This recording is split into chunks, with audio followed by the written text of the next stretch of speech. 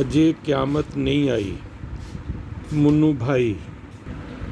ਇਸ ਕਿਤਾਬ ਦਾ ਇੰਤਸਾਬ ਕਿਹੜਾ ਵੇ ਮੁੰਨੂ ਭਾਈ ਨੇ ਲਿਖਿਆ ਮੋਟਰਵੇ ਤੋਂ 5 ਕਦਮਾਂ 'ਤੇ 5 ਸਦੀਆਂ ਪਹਿਲੇ ਦਾ ਚਰਖਾ ਅਤੇ 6 ਸਦੀਆਂ ਪਹਿਲੇ ਦੀ ਚੱਕੀ ਚਲਾਉਣ ਵਾਲਿਆਂ ਦੇ ਨਾਂ।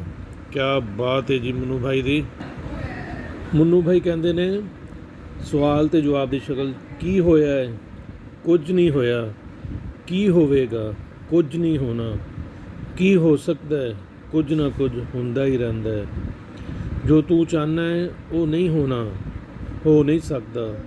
ਕਰਨਾ ਪੈਂਦਾ ਹੈ, ਹੱਕ ਦੀ ਖਾਤਰ ਲੜਨਾ ਪੈਂਦਾ ਹੈ, ਜੀਵਨ ਦੇ ਲਈ ਮਰਨਾ ਪੈਂਦਾ ਹੈ।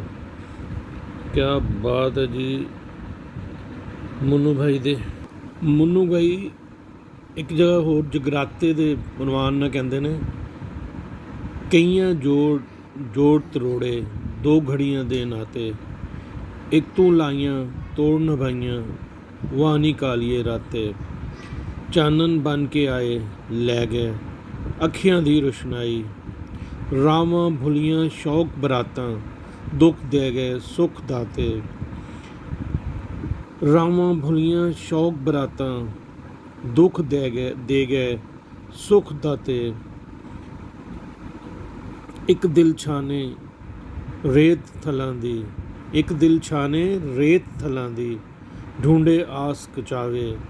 ਇੱਕ ਦਿਲ ਲੋੜੇ ਤਨ ਦੀਆਂ ਲੋੜਾਂ, ਇੱਕ ਦਿਲ ਲੋੜੇ ਤਨ ਦੀਆਂ ਲੋੜਾਂ, ਫੋਲੇ ਵਹੀਆਂ ਖਾਤੇ, ਫੋਲੇ ਵਹੀਆਂ ਖਾਤੇ। ਅਤੇ ਫਿਰ ਕੀ ਅੱਗੇ ਹੀ ਕਹਿੰਦੇ ਨੇ ਜੀ ਦਿਲ ਸਦਰਾਂ ਦੇ ਟੋਟੇ ਚੁਣ ਚੁਣ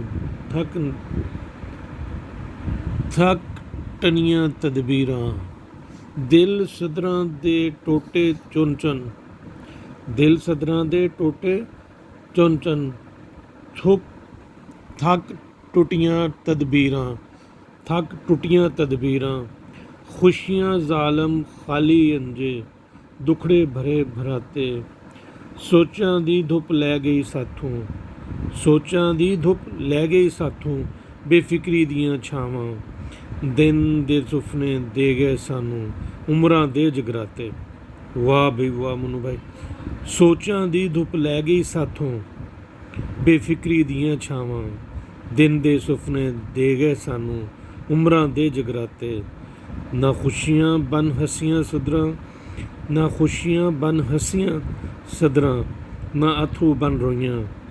ਖਬਰੇ ਕਿਹੜੇ ਖੇੜੇ ਪੈ ਗਏ ਦਿਲ ਦੀਆਂ ਦਿਲ ਵਿੱਚ ਮੋਈਆਂ।